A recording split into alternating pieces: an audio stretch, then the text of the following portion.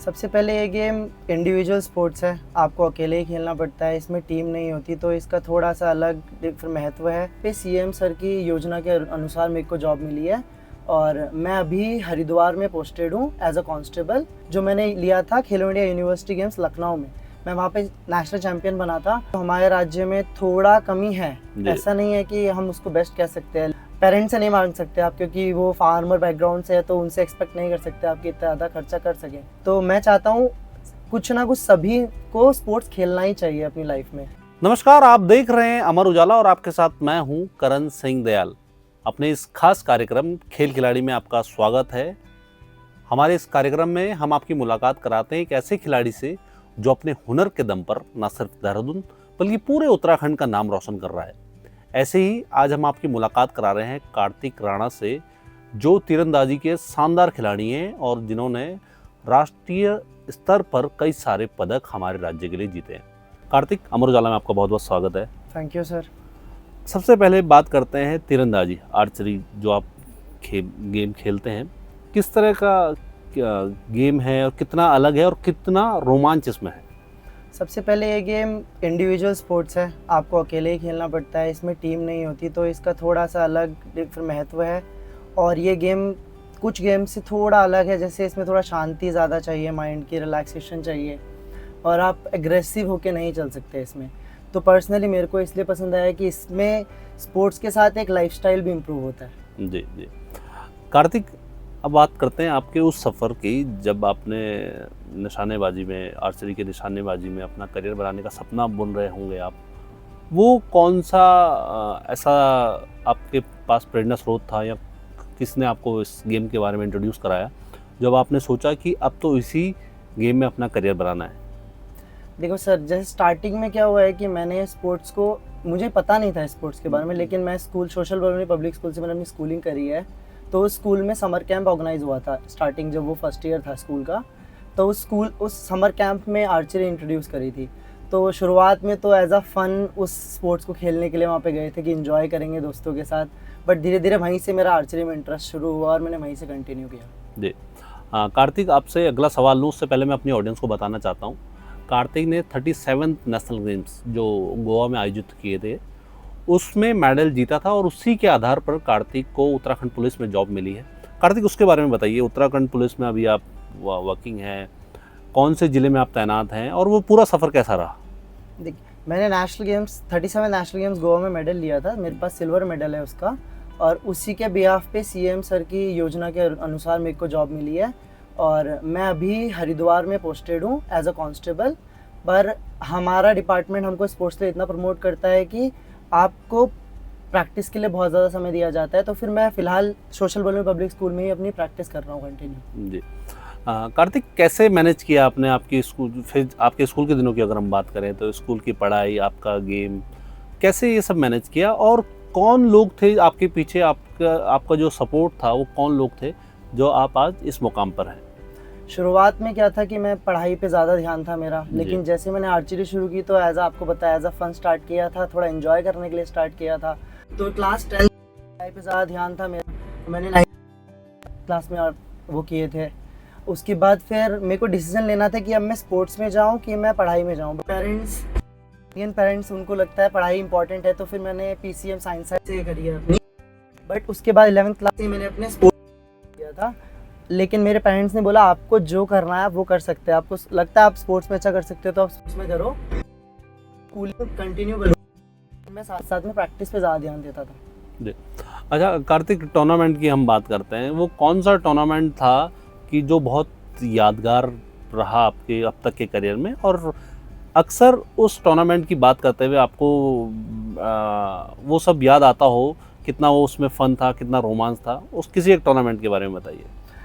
सबसे यादगार टूर्नामेंट एक स्पोर्ट्स पर्सन के लिए सबसे पहला रहता है जो खेलता है, क्योंकि उस टाइम पे उसकी नर्व्स अच्छी खासी होती हैं, वो पहली बार पोडियम पे होता है, कंपटीशन खेल रहा होता है, तो बहुत ज़्यादा डर भी लगता है, एक्साइटमेंट भी होती है। तो मेरे लिए यादगार तो सबसे पहला टूर्नामेंट है, लेकिन उसके अलावा भी मेरे काफ़ी सारे टूर्नामेंट्स यादगार रहे हैं। जैसे जिसमें मैंने नेशनल गेम्स में मेडल लिया है वो भी यादगार है, लेकिन नेशनल गेम्स मेडल से पहले भी जो मेरा पहला नेशनल मेडल था वो मेरे लिए सबसे ज़्यादा इंपॉर्टेंट था, जो मैंने लिया था खेलो इंडिया यूनिवर्सिटी गेम्स लखनऊ में।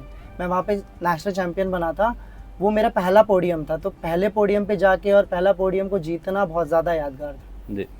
कार्तिक, अब बात करते हैं खेल सुविधाओं की, हाँ जी। क्योंकि आप जाहिर सी बात है हमारे देश के दूसरे राज्यों में भी खेलने गए होंगे, और उन राज्यों से अगर हम खुद को कंपेयर करें, उत्तराखंड को कंपेयर करें, जो हमारी खेल सुविधाएं यहाँ पे उपलब्ध हैं, कैसे देखते हैं और क्या लगता है आपको कि क्या हमारे पास बहुत बेहतर खेल सुविधाएं या इससे बेहतर होनी चाहिए? देखिए, अगर हम दूसरे राज्यों से कंपेयर करेंगे तो हमारे राज्य में थोड़ा कमी है। जी। ऐसा नहीं है कि हम उसको बेस्ट कह सकते हैं, लेकिन हम जिस पेस पे और जिस स्पीड पे उसको इम्प्रूव कर रहे हैं वो बहुत अच्छा है। हम आज से 10 साल पहले देखेंगे तो इतना फैसिलिटीज़ नहीं थी, लेकिन अब धीरे धीरे आपको स्कॉलरशिप्स मिल रही हैं। आप मेडल दोगे तो आपको स्कॉलरशिप्स आपके अकाउंट में आएगी, कन्वीनियंट हो जाती हैं चीज़ें। और जैसा आप मेडल दे रहे हो तो अभी हमको जॉब भी प्रोवाइडेड है, तो वो भी अब देखा जाए दूसरे स्टेट्स में जॉब्स भी नहीं मिलती है मेडलिस्ट को। वहाँ एज अ फैसिलिटी स्कॉलरशिप्स वगैरह मिल सकती है, लेकिन एक जो जॉब सिक्योरिटी जो पेरेंट्स को चाहिए, प्लेयर को चाहिए, वो हमारे स्टेट में है, वो कि बहुत अच्छा है। जी। कार्तिक, आर्चरी की हम बात कर रहे हैं। आर्चरी एक एक्सपेंसिव गेम में से एक है। किस तरह का सपोर्ट, फैमिली सपोर्ट आपको मिला, फिर चाहे वो आपकी एकेडमी में सपोर्ट हो, और अब तो खैर आप डिपार्टमेंट में हैं उसकी बात नहीं करेंगे, लेकिन उससे पहले फैमिली सपोर्ट कैसा रहा, और आपके स्कूल कॉलेज में के दिनों के जो सपोर्ट मिला उसके बारे में कुछ बताइए।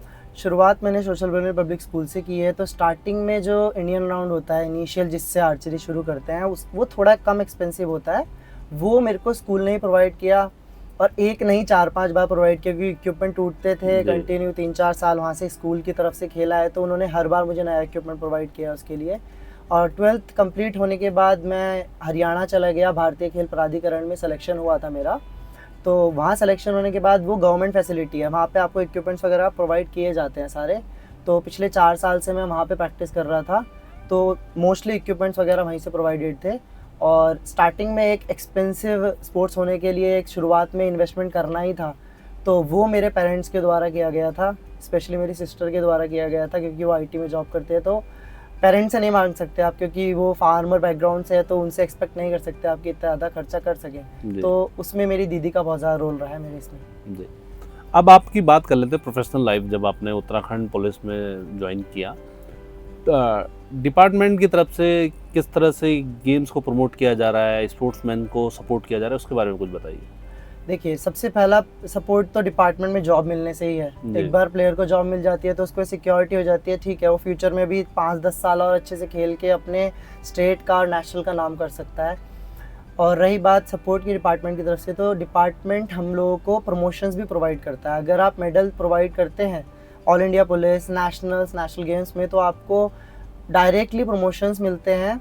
अब हर डिपार्टमेंट में ये चीज़ एप्लीकेबल है, तो डिपार्टमेंट प्रमोशंस दे रहा है, जो एक हमारे लिए बूस्ट होता है, हमको पुश करता है कि हम और मेहनत करें उस पर। हाल ही में देहरादून में उत्तराखंड पुलिस के नेशनल टूर्नामेंट के लिए ट्रायल्स हुए थे, उसमें आपने पार्टिसिपेट किया था।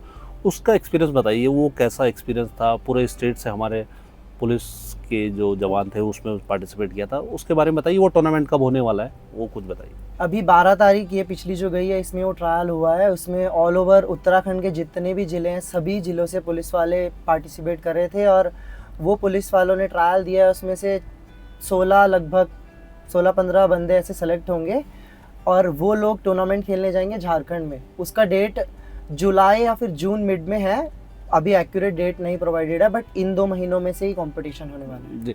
इसके अलावा कोई और टूर्नामेंट हैं आपके, मतलब आने वाले दिनों में, जिसमें हम देखेंगे कि कार्तिक हमारे राज्य के लिए, हमारे देश के लिए अपना निशाना साधते हुए हमें दिखेंगे? देखिए, मेन कॉम्पिटिशन्स तो इंटरनेशनल ऑब्वियस सी बात है, सब उसी के लिए ट्राई करते हैं। तो जनवरी ट्रायल्स होते हैं हमारे हर साल के जनवरी फर्स्ट वीक में, उसमें आप वर्ल्ड कप्स के लिए ट्रायल देते हैं, आप उसमें सिलेक्शन होता है तो आप इंडिया टीम लिखवाते हैं अपने पीछे। उसके अलावा मेजर कॉम्पिटिशन्स हैं, नेशनल गेम्स जो होने वाले हैं। ये लास्ट हमारे उत्तराखंड में हुआ था, तो हमारे उत्तराखंड के काफ़ी मेडल इंप्रूव थे। हम चाहेंगे कि अगले जो नेशनल गेम्स होने वाले हैं, मेघालय में होंगे वो नेक्स्ट ईयर, हम उसमें उससे ज़्यादा मेडल्स लेकर आए। उन खिलाड़ियों के लिए, खासकर उन यूथ के लिए जो आपको देख रहे हैं, सुन रहे हैं, उनके लिए आप क्या मैसेज देना चाहेंगे जो अपना स्पोर्ट्स में करियर बनाने का सपना देख रहे हैं? उनके लिए आपकी क्या राय रहेगी? देखिए, मैं चाहूँगा, स्पोर्ट्स एक फील्ड है जिसमें आप खाली स्पोर्ट्स नहीं खेलते, आप उससे डिसिप्लिन भी सीखते हैं। और अगर एक पर्सन इंडिविजुअल डिसिप्लिन में अच्छा हो जाएगा तो ऑल ओवर लाइफ में सक्सेसफुल होने के बहुत अच्छे चांसेस होते हैं उसके। तो मैं चाहता हूँ कुछ ना कुछ सभी को स्पोर्ट्स खेलना ही चाहिए अपनी लाइफ में, क्योंकि उससे आपको डिसिप्लिन मिलेगा और उससे आप आगे ज़्यादा और ज़्यादा बढ़ पाएंगे। और ऐसा नहीं है खाली स्पोर्ट्स में है तो फिर स्पोर्ट्स की तरफ प्रमोशन देना है, आपको बैलेंस करके चलना पड़ेगा। एक जी। लेवल तक तो बैलेंस करना चाहिए, आप पढ़ाई भी करें और स्पोर्ट्स भी करें। फिर आप एक टाइम पे जाके डिसाइड कर सकते हैं कि अगर आपको लगता है मेरे में पोटेंशियल है, क्योंकि अगर आप 3-4 साल स्पोर्ट्स को देते हैं आपको पता चल जाएगा कि ठीक है मेरे में है वो पोटेंशियल कि मैं इंडिया खेल सकता हूँ, इंटरनेशनल खेल सकता हूँ, तो फिर आप चांस लें। थोड़ा पढ़ाई को कम ध्यान दे के आप स्पोर्ट्स पे जाएं, लेकिन शुरुआत में आपको दोनों को बैलेंस देके चलना पड़ेगा। जी। उन यूथ के लिए खासकर जो हमारे राज्य के पर्वतीय इलाकों से आते हैं, उन पे इस तरह की सुविधाएं, खेल सुविधाएं अगर उन पे नहीं है तो क्या कोई ऐसा प्लेटफॉर्म है जहाँ पे वो अपना हुनर दिखाकर अपने हुनर के दम पर इस मुकाम तक पहुँच सकते हैं? अभी हमारे कंट्री में क्या खेलो इंडिया स्कीम्स बहुत ज़्यादा लॉन्च हो रखी हैं, तो जैसे जो पहाड़ी इलाके के जो दोस्त हैं मेरे जूनियर्स हैं उनको मैं ये कहना चाहूँगा कि आप थोड़ा सा एक्टिव रहिए, ऑनलाइन देखिए। खेलो इंडिया स्कीम्स में STC होता है, स्टेट ट्रेनिंग सेंटर। उसमें क्या होता है आपके स्टेट के अंदर ही छोटे छोटे सेंटर्स होंगे जो आपको फूडिंग प्रोवाइड करते हैं, आपको स्टे प्रोवाइड करते हैं और इक्विपमेंट्स भी प्रोवाइड करते हैं सभी स्पोर्ट्स के। उनके ट्रायल्स होते हैं, हर साल होते हैं, सब स्पोर्ट्स के अलग अलग महीने में हो सकते हैं। उनमें फिक्स वैकेंसीज आती हैं, अगर आप उस ट्रायल को देने जाएंगे और अगर आप वहाँ पे सिलेक्शन, वो ग्रास रूट लेवल से लेते हैं, मतलब बिगनर्स को ही लेते हैं वो, अगर आप वहाँ पे सिलेक्शन लेंगे तो आप फॉर श्योर वहाँ से आपको फाइनेंशियली बहुत रिलैक्स हो जाएंगे और आपको एक अच्छा प्लेटफॉर्म मिलेगा कि आप फ्यूचर में आगे कैसे बढ़ सकें। जी। कार्तिक, एक आखिरी सवाल, कार्तिक का वो सपना जो आपने बुना है और नेक्स्ट टारगेट आपका क्या होगा जिसके लिए आप अभी अभ्यास कर रहे हैं, तैयारियां कर रहे हैं, वो कौन सा सपना है, उसके बारे में आप हमारी ऑडियंस को कुछ बताइए। कार्तिक का लॉन्ग टर्म गोल ओलंपियन बनना है, मुझे एक ओलंपिक खेलना है, ओलंपिक में मेडल लाना है अपने स्टेट के लिए। तो कार्तिक ट्राई कर रहा है 2028 LA ओलंपिक्स के लिए और उसके लिए पूरी मेहनत कर रहा है। इनिशियल सपना, लॉन्ग टर्म तो ओलंपिक खेलना है, शॉर्ट टर्म सपना एक इंडिया लिखाना है अपने पीछे, क्योंकि एक इंडिया लिखेगा तो एक पूरी मेहनत है इतने सालों की, वो लगेगा कि वर्थ इट है। जी, जो चीज़ की है वो इम्प्लीमेंट हुई। जी। अमर उजाला की ओर से आपको अग्रिम शुभकामनाएं। आप निश्चित तौर पर हमारे देश के लिए खेलेंगे और पदक भी जीतेंगे। तो ये थे कार्तिक राणा जिन्होंने अपने सफ़र के बारे में हमें बताया और अपना लक्ष्य जो इनका है कि ये अपने देश के लिए, अपने राज्य के लिए राष्ट्रीय और अंतर्राष्ट्रीय मंच पर न सिर्फ खेलें बल्कि पदक जीत के भी लाएँ। इस तरह हम आपकी मुलाकात एक खिलाड़ी से कराते रहेंगे जो अपने हुनर के दम पर न सिर्फ उत्तराखंड बल्कि पूरे देश का नाम रोशन कर रहा है। तब तक आप देखते रहें अमर उजाला। अगर आप ये वीडियो YouTube पर देख रहे हैं तो हमारे चैनल को सब्सक्राइब कर बेल आइकन दबाएं और Facebook पर देख रहे हैं तो हमारे पेज को लाइक करें।